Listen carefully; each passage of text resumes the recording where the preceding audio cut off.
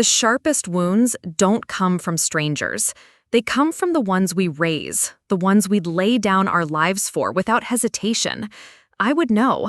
I spent 58 years handing out pieces of myself like candy on Halloween. My time, my love, my savings, all handed over with open palms, only to watch them get dismissed like they were disposable. Before I tell you how I finally reclaimed what was mine, you need to understand something. I tried. Oh, believe me, I tried. I tried to be the mother they needed, the kind of woman who bathed without resentment, who kept showing up even when she was running on fumes. I opened my heart, my home, my wallet, and what did I get? An email. A gut-punching, ice-cold email telling me I wasn't welcome at my own daughter's wedding, the same wedding I had already put $30,000 toward. If you stay with me until the end, you'll understand why sometimes healing only comes when you make the people who broke you feel the weight of every bruise they left behind. And don't forget to subscribe to the channel and drop a comment about where you're watching from. I want to know. The morning I received Lily's email, I was sitting at my kitchen island in Hillside, Oregon, sipping coffee and scrolling my iPad. It was an unusually warm Tuesday in April. Through the window, I spotted my neighbor, Mr. Landry, tending to his beloved hydrangeas like they were newborn infants. He'd once told me they bloomed better when spoken to. I didn't doubt him. My phone pinged. There it was, her name in bold, Lily Carter. I remember smiling. Maybe this was the olive branch. Things had been tense lately, arguments over guest lists, over her fiancé, Julian Moreau, whom I had never quite trusted, and of course, over the money. But planning a wedding is stressful. I kept telling myself we'd get through it. We always did. Mom, the email began. Just Mom. No dear Mom, no hi Mom, just a cold, sterile label like I was a checkbox on a tax form.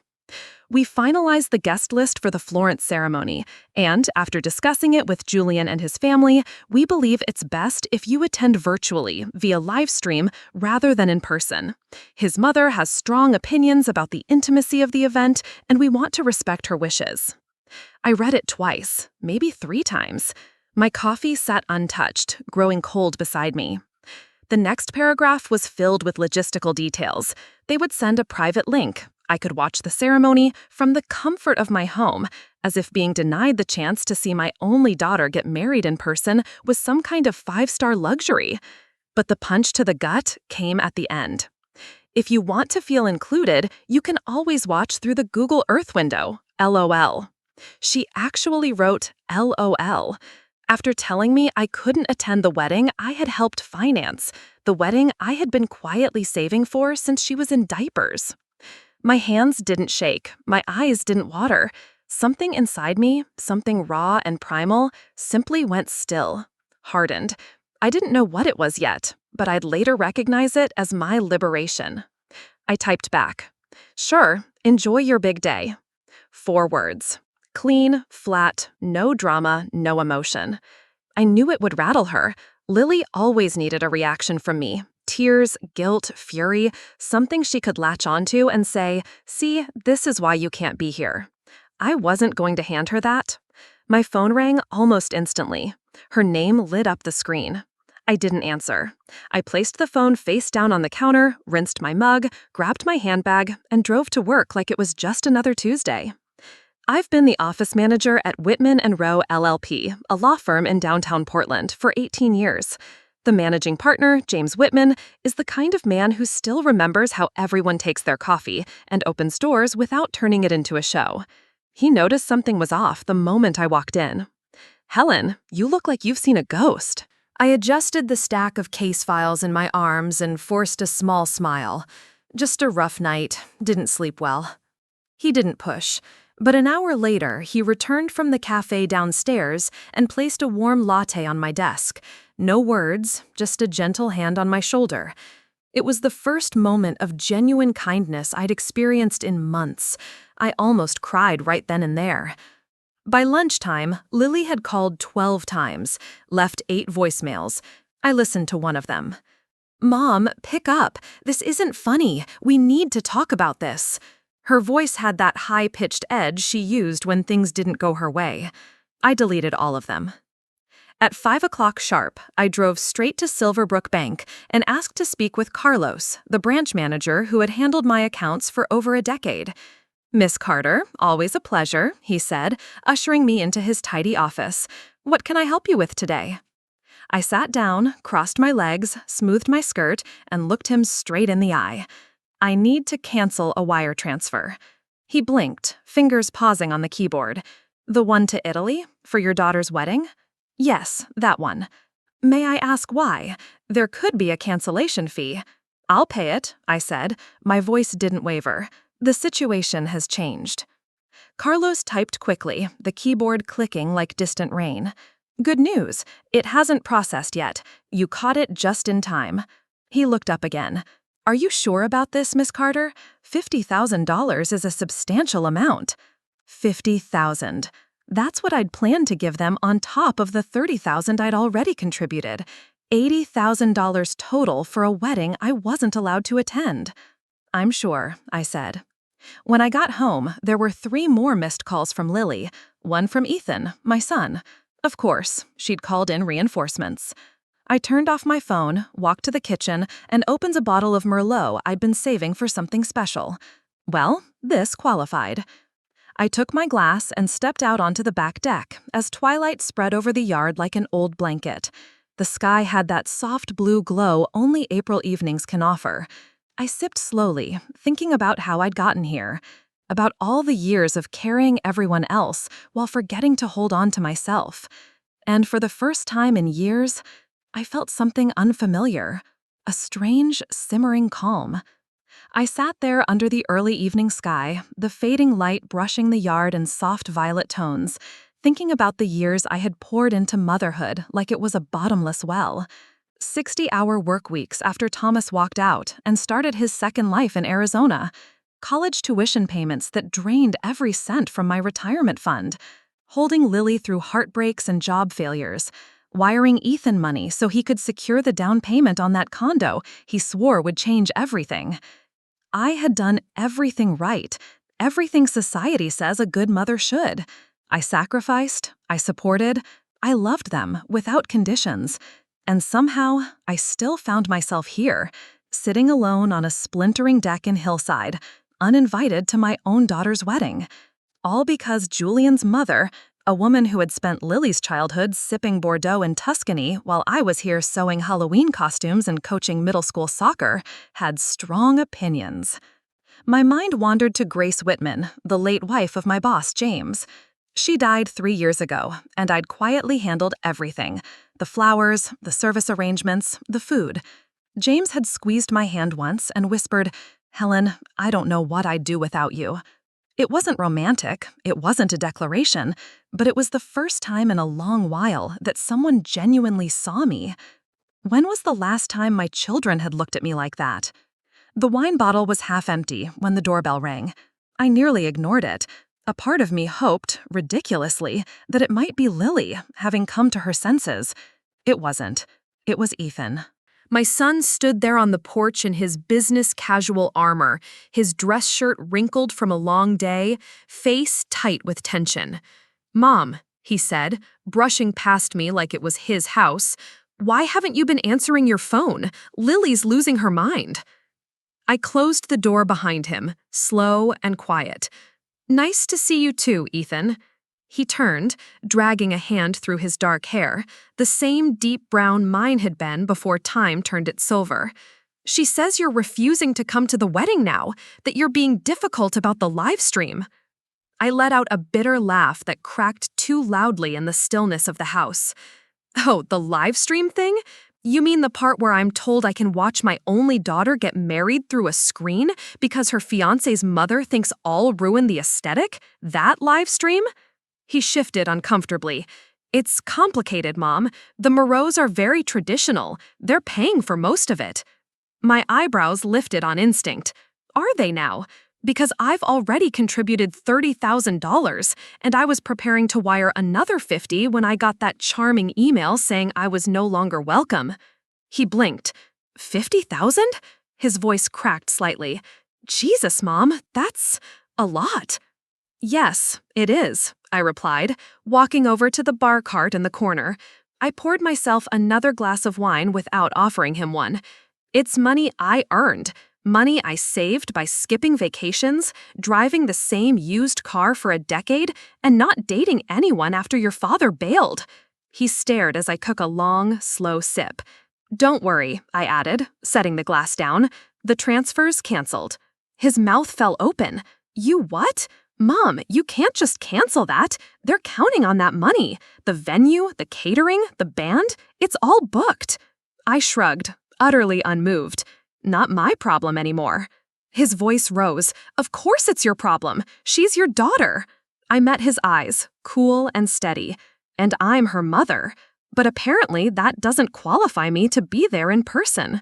He ran both hands through his hair now, exasperated. It was always his tell when he didn't know what to say. This is just classic you, Mom, making everything about yourself. Something inside me snapped. Not loudly, not dramatically, just broke clean. Get out of my house. His head jerked back. What? You heard me. Get out. Mom, don't be ridiculous. No. I placed my wine glass down carefully, deliberately. I have spent every minute of my adult life making sure you and your sister had what you needed. I worked double shifts when your father decided a younger woman was more appealing. I put you both through college, I co-signed your mortgage, and I have never, not once, made it about me. I took a breath and pointed toward the door. But I will not be disrespected in my own home. So leave. He stood frozen, blinking at me, and I watched a flicker cross his face. Confusion, anger, maybe even something like respect. He didn't argue. He turned and walked out, closing the door behind him with a soft click that stung more than any slammed door ever could. I stood there in the silence, heart pounding like it had been run over. This wasn't me. I was the fixer, the one who smoothed rough edges, who kept the peace no matter the personal cost. But as I lifted my glass again, I realized something shocking. I didn't feel guilty. I felt free. My phone lit up where it lay on the coffee table.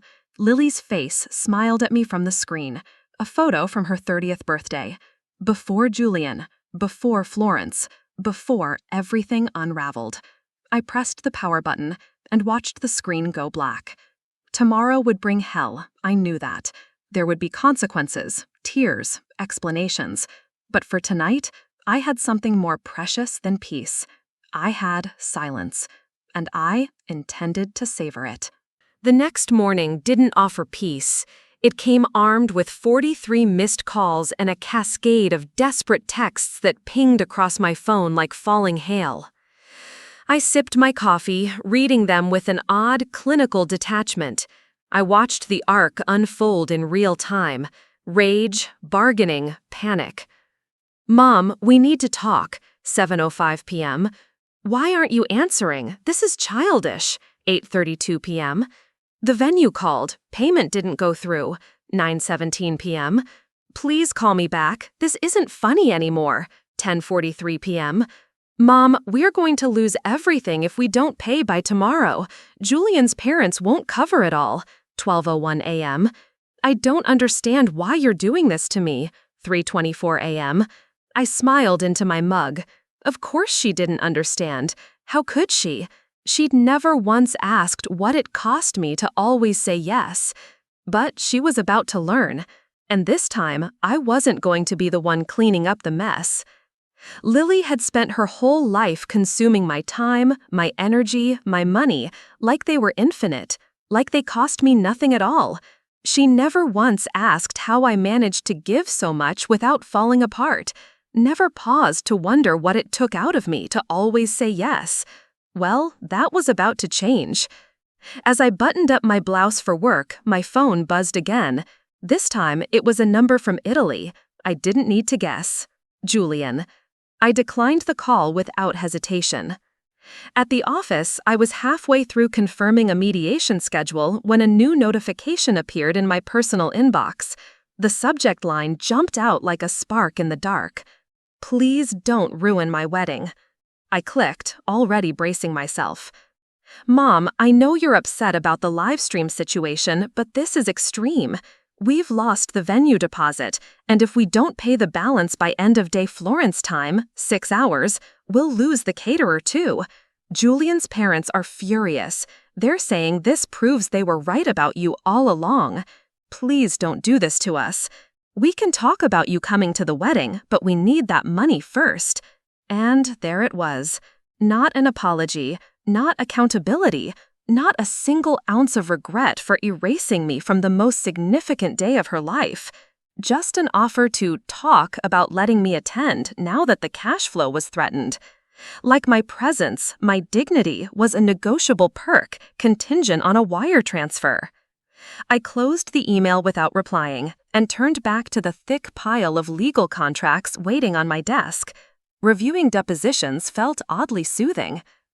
Around noon, James Whitman appeared in my doorway. "Lunch?" he asked, lifting a brow. "That new Italian place just opened across the street." I almost said no, old reflex, but something in his tone, gentle, warm, real, made me pause. Maybe it was the last 2 days. Maybe it was the fact that I hadn't felt truly seen in years. I'd like that, I heard myself say, and it surprised us both. Over shared plates of pasta and clinking cutlery, James told me about visiting his grandchildren. "They're like little hurricanes," he laughed. "Exhausting, but wonderful. Everything's clearer now since Grace passed. It's like I'm living for both of us." "That's beautiful," I said softly, and I meant it. He set his fork down, brow furrowing. "Helen, I hope this isn't out of line, but something's different about you today. Lighter, clearer." I could have brushed it off, told him I was just tired or distracted, but I didn't. I told him everything. The email, the live stream, the withdrawal, the silence. When I finished, I said simply, "So, I canceled the money transfer, and now they're scrambling." He gave a long, low whistle. That's a statement. Then came the question that knocked the wind out of me. How does it feel? No one ever asked me that. Not how I planned to handle it, not how I was going to fix it, but how I felt. I paused, fumbling inward for the right word. It feels necessary. James nodded slowly. Sometimes we have to set boundaries, even with, especially with, the ones we love the most. He reached across the table and gently squeezed my hand. "For what it's worth, I think you're doing exactly the right thing." Back at the office, I found 3 missed calls and a text from Ethan. "Lily is hysterical. Please call her back." I put my phone away. It wasn't until I was driving home, the sky streaked with gold behind the tree line, that I allowed myself to think about what might happen next. The deadline had long passed. By now, Lily and Julian were likely calling every vendor in Florence, spinning half-truths, begging for mercy, trying to convince his parents to cover what I had withdrawn. A part of me, the small, still maternal part, ached at the image of her crying. But the rest of me, the part that had been exhausted, exploited, and emotionally wrung out for decades, that part felt still, cold, steady, and completely justified. When I pulled into my driveway, the porch light hadn't kicked on yet, but I could see a figure sitting on my front steps. As I got closer, I recognized her instantly. Chloe Bennett, Lily's best friend since they were 8. I hadn't seen her in years. She stood up quickly as I approached. "Mrs. Carter, I'm really sorry to show up like this." "It's all right, Chloe," I said, unlocking the door. "Come in." She followed me inside, shoulders tight with tension. I gestured to the kitchen. "Would you like some tea?" She nodded, clearly uncertain about how this would go. I set the kettle to boil, the soft whir of heat rising behind us. I could feel her watching me, studying my face. "Lily sent you?" I finally asked. Chloe sighed. "She's a mess, Mrs. Carter. The venue's gone, the caterer's not answering. Julian's parents are talking about canceling the whole thing." I grabbed 2 mugs, dropped in tea bags. "That sounds stressful." "It is," she said, leaning against the counter. "Look, I get it. I really do. Watching your daughter get married online? That's awful. I'd be furious too. But is this how you want it to end between you two? A total breakdown?" The kettle shrieked. I poured the hot water slowly, carefully. What relationship, Chloe? I asked calmly. The one where I give and Lily takes? The one where I'm good enough to fund the wedding, but not good enough to witness it? She made a mistake, Chloe said, a huge one, but she loves you. I handed her a mug. Does she? Or does she love what I can do for her? Chloe stared into the tea, her fingers curling around the warmth. She looked suddenly very young again, like the girl who used to fall asleep in a pile of pillows on our living room floor after birthday sleepovers. What can I tell her? She asked quietly. Is there anything she could say that would change your mind?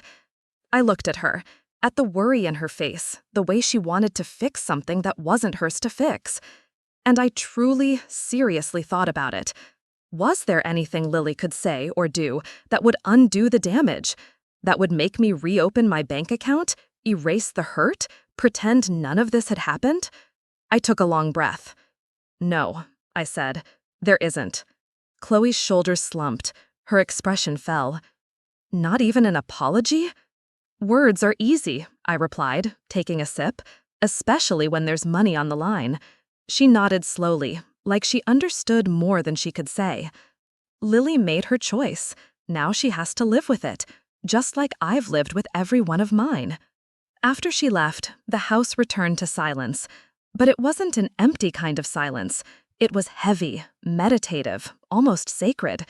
I stayed seated at the kitchen table, thinking about choices and consequences.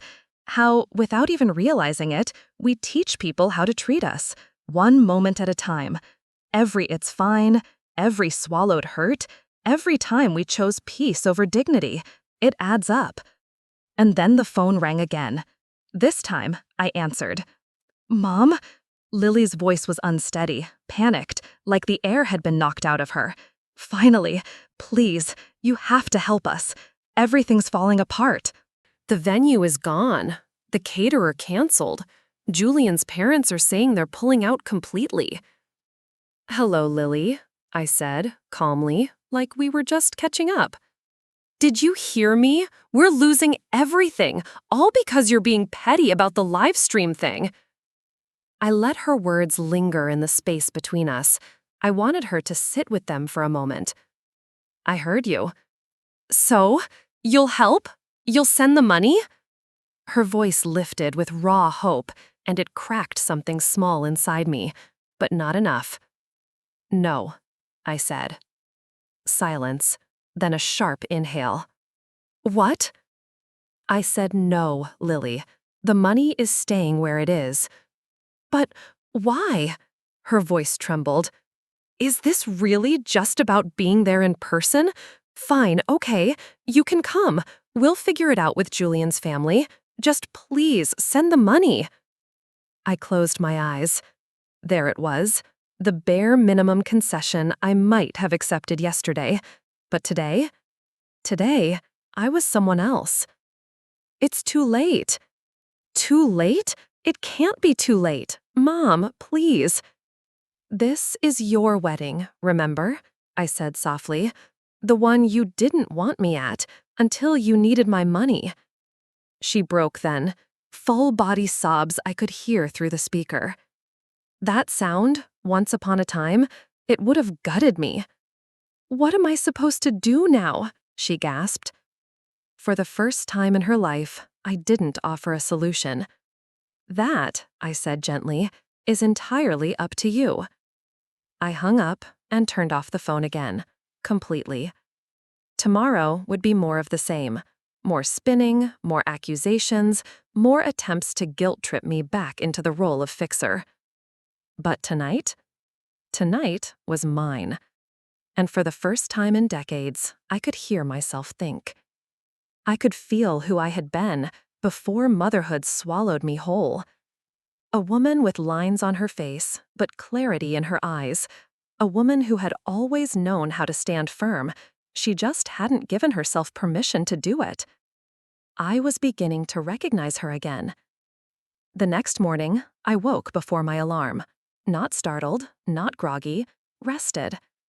No clenched jaw, no tight chest, No middle-of-the-night mind spirals. I brewed my coffee, cradled the mug in both hands, and stepped out onto the back deck. The sun was just beginning to stretch over the rooftops. Across the street, Mrs. Elkins was walking her poodle, stopping every few feet to scold it gently for sniffing too long. A few houses down, the Dorsey kids were waiting for the school bus, their backpacks nearly toppling them as they jostled in play. The world, it seemed, was still spinning. But something in mine had shifted. I kept my phone off. I already knew what was waiting behind that black screen. More desperate messages, more emotional manipulation. I wasn't ready to reopen the door. Instead, I went to work early and threw myself into the soothing rhythm of the office, filing briefs, scheduling meetings, proofreading merger documents, tasks with clear beginnings, middles, and ends, tasks that didn't ask me to erase myself. Around 10, James appeared at my door. "Just checking in," he said. "How are you holding up?" I opened my mouth to give my usual answer, but then paused. "Fine," I started, then corrected myself. "Actually, I don't know. It's strange. I feel both terrible and liberated." He nodded slowly, as if he'd been waiting for that exact answer.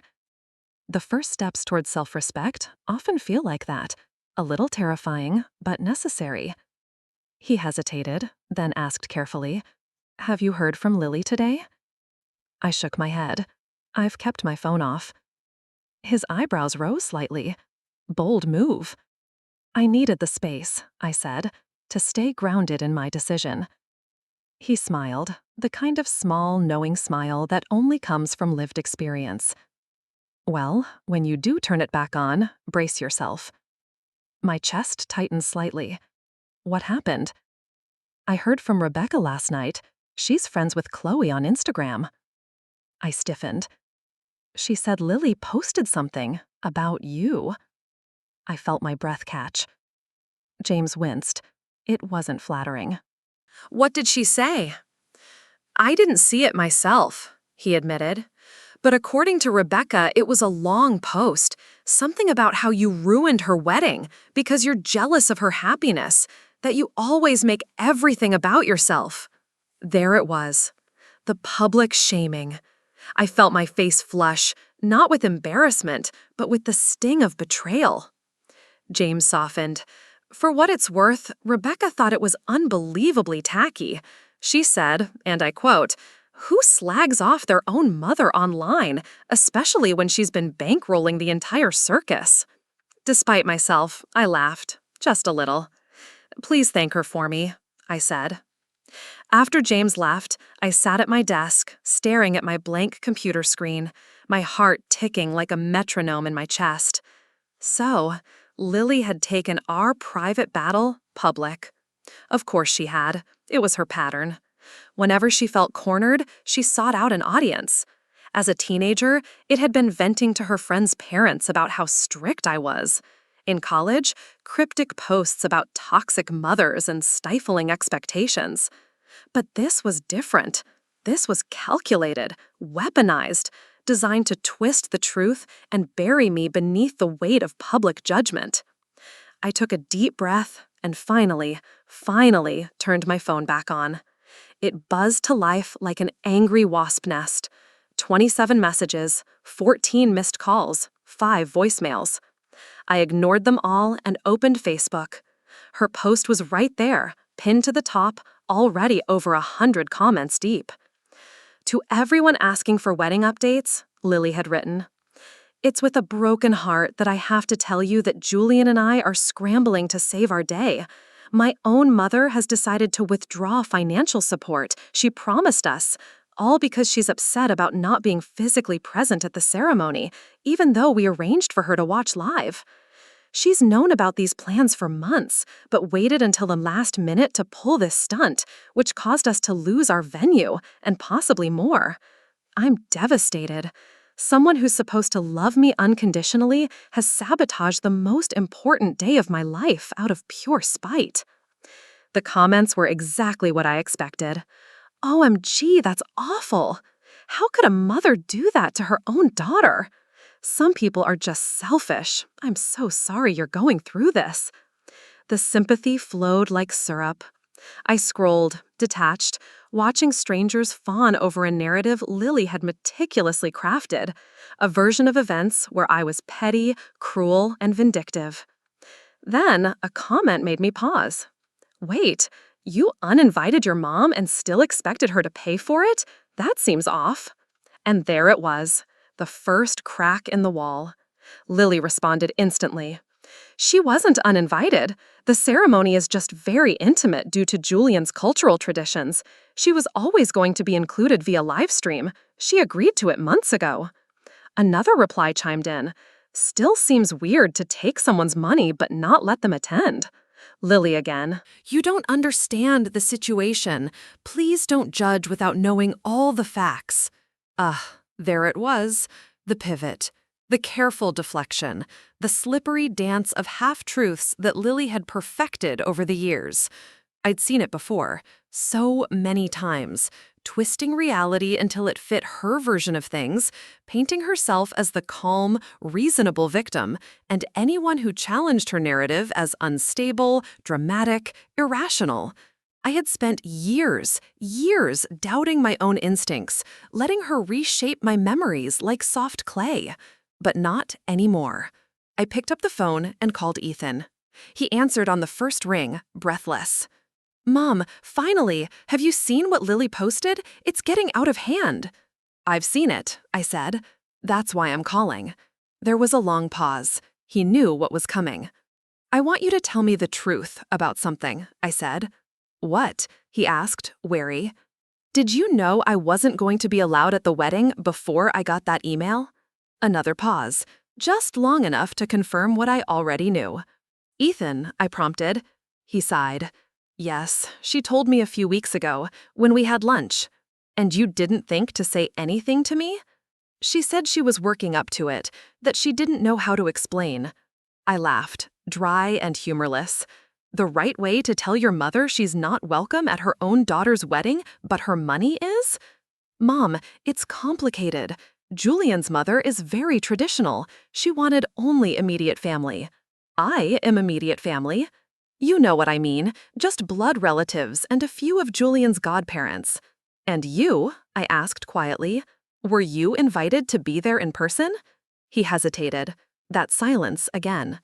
You were, weren't you? Mom? Answer the question, Ethan. Yes, he said finally. I was invited. Of course he was. Julian and I get along really well. His mom likes me, he added, as if that excused everything. Stop, I said, my voice like steel. Just stop. I understand perfectly now. And I did. They had no problem accepting my money, but my presence, my voice, my history, that was the inconvenience. My daughter lied to the world to save face. My son knew and stayed silent. Mom, please, don't do this. Lily's a mess. The wedding is falling apart. Julian's parents are threatening to cut him off if he marries into a family this dysfunctional. I don't have to help her, I said, steady and firm. But you're her mother. I was also your ATM, your backup plan, your emotional garbage disposal. And frankly, I'm done. So what? You're just going to let her wedding be ruined? There was an edge to his voice, accusation, disbelief. What kind of mother does that? The question landed hard, heavy, but I didn't flinch. The kind who finally knows her worth. Silence again. Then I said, tell your sister to take down that post. It's full of lies, and we both know it. He bristled. Or what? Or I'll tell my side, publicly, every single detail. I hung up before he could reply. Then I went back to my work. The old version of me, the one who would have been sick with guilt, paralyzed by shame, would have been trembling. But this new me? She was calm, clear, cold, maybe, but not cruel. At lunch, I found myself thinking about Grace Whitman again. James's late wife had been an absolute force, elegant, warm, and terrifying when crossed. She had once stood up to a board of trustees and made half a room full of men shrink in their seats without raising her voice. I could almost hear her now. Stand your ground, Helen. Some lessons can only be learned the hard way. My phone buzzed on the edge of my desk. A text from Ethan. "The post is down. Lily wants to talk to you." I replied, "I'm at work. I'll call her this evening." A moment later, he wrote again. "She says it can't wait. They have to make final decisions today." I stared at the message, then locked my screen and slid the phone into my bag. Their urgency? Not my emergency. Not anymore. By the time I left the office, the sun was melting into soft purples and golds over the horizon. I rolled the windows down, let the breeze rush in, and breathed for what felt like the first time all day. There was a heaviness in my chest still. Of course there was. Because sometimes strength doesn't come with lightness. It comes with weight. But for the first time, it was mine. The weight in my chest wasn't just from the events of the week. It was the accumulation of decades, motherhood pressed tightly together with love, disappointment, and invisible bruises, all of it tangled so thoroughly that I could no longer tell where one ended and the other began. But beneath that weight was something else, something alive, something with wings. I was halfway through making dinner, stirring a pot of marinara for a simple pasta dish, when the doorbell rang. Not a casual tap or a quick ring, a long, insistent buzz. The kind that says, "I'm not leaving until you answer." I wiped my hands on a dish towel, steeled myself, and walked to the door. Through the peephole, I saw him. Julian Moreau. My almost son-in-law stood stiffly on the porch, his posture tight with tension. His shirt was wrinkled, his eyes ringed with dark shadows. He looked like he hadn't slept, hadn't eaten, hadn't had a moment of peace in days. I considered walking away, pretending I wasn't home. But no, I wasn't hiding anymore. I opened the door. "Mrs. Carter," he said, his French accent thicker than usual. "May I come in?" I stepped aside wordlessly. He entered my living room and stood there awkwardly, like he didn't quite know what to do with his limbs. "Would you like something to drink?" I asked, more out of routine than hospitality. He shook his head. "No, thank you. I won't stay long." "I'm guessing Lily sent you," I said, arms crossed. "No," he said quickly. "She doesn't know I'm here. She'd be furious if she knew." That surprised me. Julian had always struck me as the type who did exactly what Lily wanted. That was one of many reasons I'd never fully trusted him. "Then why are you here?" He drew in a long breath, his shoulders sagging as if the air alone weighed him down. "To apologize. And to explain." I motioned to the sofa. We sat, a wide space of silence between us. He began. "The email. About you watching online. Lily didn't write it." My brows lifted. "Oh?" "No, I did. She told me to handle it, said she couldn't do it herself." The cowardice of it hit me all over again. She couldn't bring herself to exclude her own mother, so she outsourced it, assigned it like a task on a to-do list. "And you agreed?" He nodded, shame etched into the lines of his face. "I should have refused, but things have been chaotic. My family is difficult. The planning has been exhausting. Everyone is fighting about every little detail. That doesn't excuse what you did." "I know," he said quickly. "It doesn't." He clasped his hands together, wringing them slowly. "The thing is, my mother, she's very controlling, always has been. When she found out how much you were contributing financially, she became convinced that you'd try to take over." "Take over what?" I asked, more amused than angry now. "The ceremony, the reception, everything. She told my father you'd try to Americanize the whole wedding, that you'd embarrass us in front of their guests." I let out a sharp laugh. It sounded harsh in my own ears. "That's absurd. I've never once tried to control anything. I've just paid for it." "I know," he said quietly. "But my parents, they said they'd withdraw their support unless we limited your involvement. And Lily was so desperate to keep their approval, she didn't want to lose them.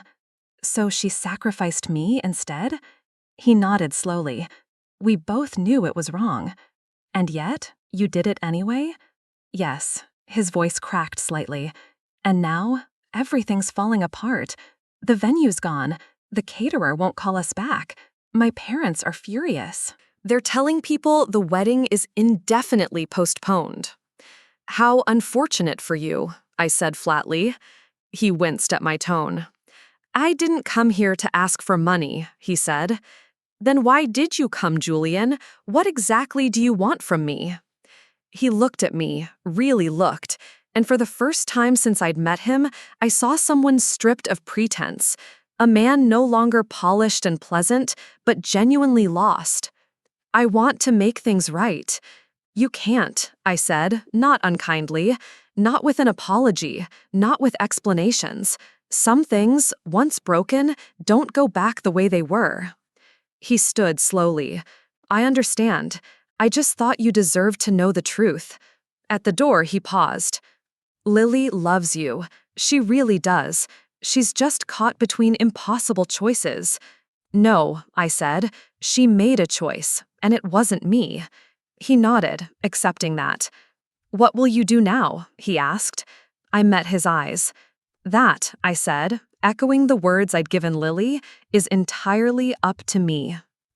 After he left, I returned to the kitchen and stirred the pot, mechanically, like my body still knew what to do, while my mind tried to digest everything I'd heard. Dinner was simple, pasta with basil and leftover wine, but it felt heavy in my mouth. I sat alone at the table, replaying Julian's words, and slowly, the full shape of the betrayal became clear. It wasn't just about logistics, or culture, or traditions. It was about control, about Lily needing Julian's family to accept her so badly that she'd erase her own mother to get it, about a future mother-in-law threatened by the woman who paid for everything, about a daughter too afraid or too indifferent to draw a boundary. In another life, the one I'd lived until just days ago, I would have written the check anyway, watched the live stream with a tight smile, told myself I was doing it for her happiness. I would have swallowed every ounce of my hurt and called it love. But that life, that woman, she was gone. The phone rang again. I didn't even have to look. Lily. This time I answered. Mom, she said, voice raw with panic.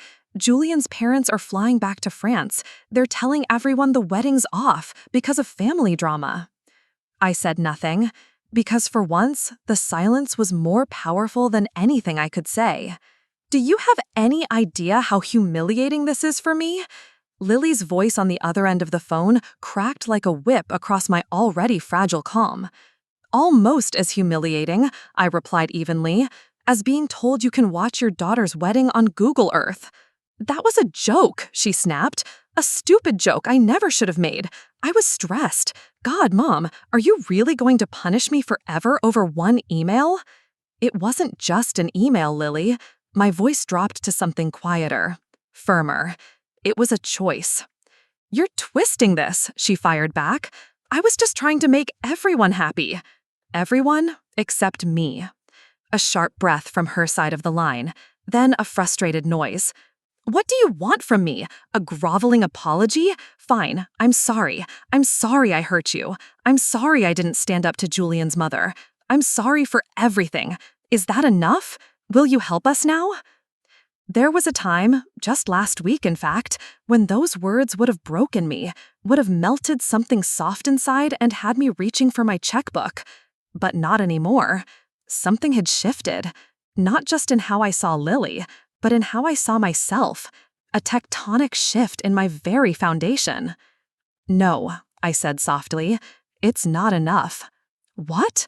She sounded truly stunned, but I apologized. What more do you want? I want you to understand what you did, not just say the words because you want something from me.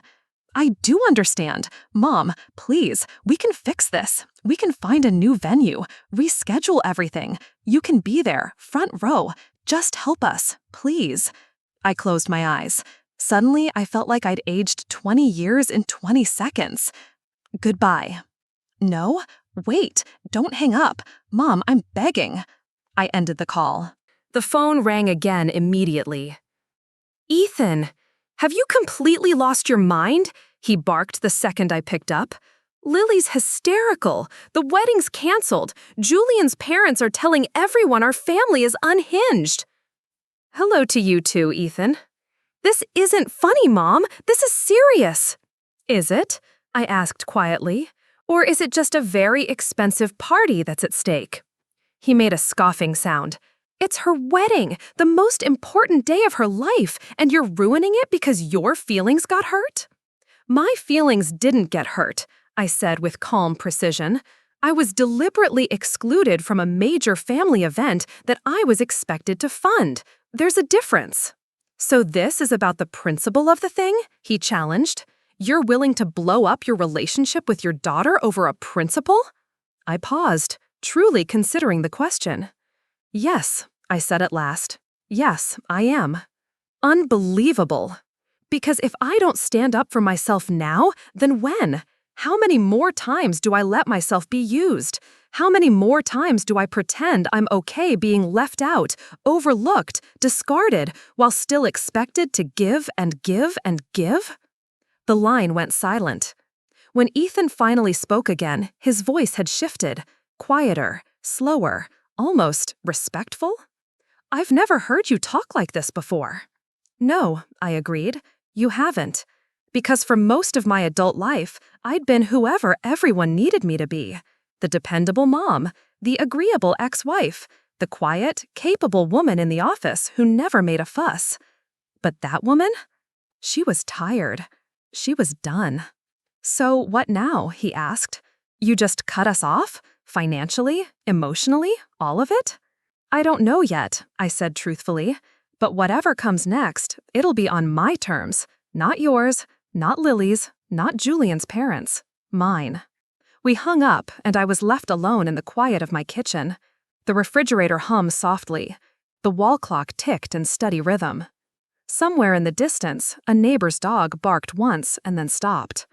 For years, this house had been filled with noise, other people's emotions, demands, disappointments. But now it was finally mine. Empty, yes, but honest. 3 days passed with no word from either of my children. No texts, no voicemails, not even a passive-aggressive email. The silence was strange, a relief in one breath, and in another, a quiet ache. Proof that when I stopped being useful, I ceased to exist in their world. At work, I found myself mentioning it to James as we reviewed the week's staffing schedule. They're regrouping, he said, pushing his glasses up the bridge of his nose. My ex-wife used to do the same thing. Anytime I stood up to her, she'd wait a few days, then go nuclear. What does nuclear look like in your family? He gave a knowing smile. Calling in reinforcements. Cousins, friends, that one aunt who cries at everything, anyone who might talk sense into me. As if on cue, my phone buzzed. I glanced at the screen and nearly laughed. Clara Donovan, my former mother-in-law. I hadn't seen or spoken to her since Ethan's college graduation, 8 years ago. I declined the call without hesitation. Speak of the devil, I muttered. James arched a brow. Reinforcements? My ex-husband's mother. He gave a low whistle. That's a pretty deep bench. If they're calling Clara, they must be getting desperate. That knot of unease settled into my stomach. Desperate people didn't always think clearly. Sure enough, when I got home that evening, my voicemail was full. 3 messages from Clara, each more urgent than the last. 2 from my sister. 1 from a cousin in Nevada I hadn't spoken to outside of holiday cards in over a decade. Everyone was suddenly so concerned. The next morning, Saturday, I was pulling weeds in my backyard. Hands deep in soil, mind finally still, when a car I recognized all too well pulled into my driveway. My breath caught. And I wiped my hands on my jeans, readying myself. Because some storms didn't come with thunder. Some knocked politely on the door. A sleek black BMW pulled into my driveway, an old companion of a memory I'd long tried to leave in the past. I'd helped pick that car out myself, back when marriage still felt like a promise and not a trapdoor. And out stepped Ethan Harper, my ex-husband, looking remarkably unchanged since the day he walked out of our life for his dental hygienist 15 years ago. A bit heavier around the waist, a bit thinner on top, but still moving with that same air of invincibility, like a man who'd never once paid full price for his mistakes. "Grace," he called with that familiar, too-polished smile, "you're looking well." I stood from where I'd been kneeling beside my rosemary bush, yanked off my gloves, and dusted soil from my palms. "What are you doing here, Ethan?" "Can't an ex-husband check in on the mother of his children?" he replied, strolling up the walk like it was still his home, "especially when those children are worried sick about her." "Cut the act," I said flatly. "Lily sent you." To his credit, he winced. "She's concerned. We all are. This isn't like you." "No," I agreed coolly. "It isn't. That's kind of the point." He faltered, clearly thrown off his well-rehearsed speech. "May I come in? It's warm out." I considered making him sweat a little longer, but then thought better of it. Let's get this performance over with. In the kitchen, I poured us both glasses of iced tea. My hands moved automatically, muscle memory from a version of myself that used to care about what Ethan liked. He took a sip and made a face. "Still not sweet enough for you?" I asked, my tone light but pointed. Guess I never did get the hang of Southern tea. Always preferred mine a little less syrup and a little more honesty. "It's fine," he mumbled, avoiding my eyes. "Listen, Grace, Lily tells me you've pulled out of the wedding plans. Something about the funds being withdrawn?" "She told you that much," I said. "Did she also mention why?" He shifted. "She said you were upset about not being there in person, that you were invited to watch online or something." I let out a sharp laugh. "Online? Ethan, she told me, through Julian, that I could watch my only child's wedding through the Google Earth window, as if I were some Street View bystander, not her mother." He blinked, clearly rattled. "That's not what she told me." I said, dryly. Ethan stared into his glass. "Still, Grace, it's her wedding. Couldn't you just let it go, for her sake?" "Let it go," I repeated, "like I let it go when you left me for Lily and saw the kids twice a year? Or when you forgot child support 3 months in a row and said you were between paychecks? Like I let it go every time someone treated me like a temporary solution to a permanent problem?" Color rose in his cheeks. "That was different." "Yes," I said, "it was. Because back then I had 2 kids and a mortgage and no real choices. But I do now, and I choose not to be treated like an emotional vending machine. Press the mom button and out pops unconditional support. So this is about the money?" "No," I said calmly. "This is about respect, about finally saying no to the cycle, about not accepting breadcrumbs when I've been baking the whole damn loaf." He looked at me for a long time, really looked, and for once I saw something unfamiliar in his eyes. Maybe it was shame. Maybe recognition. "You've changed." "Yes," I said, simply. "I have." When he left, I didn't cry, didn't pace. I went straight back to my gardening, planted new marigolds along the walkway, cleared out the garage, organized the tool shelf, focused on tangible tasks while the emotional dust settled somewhere deep inside me. Just as the sun dipped behind the rooftops, the doorbell rang again. This time, it was Lily herself. She looked like she hadn't slept in days. Her hair was pulled back in a haphazard knot, and there was a tiredness in her expression that hadn't been there before. But beneath that, a familiar spark of anger, that firebrand flare from her childhood tantrums. "You turned Dad against me," she snapped before I could even say hello. "He called me and tore into me about how I treated you." I stepped aside and motioned for her to come in. I told him the truth. Your version of it. "No," I said, "the version of it. The email version. The one where you told me I could watch your wedding on Google Earth."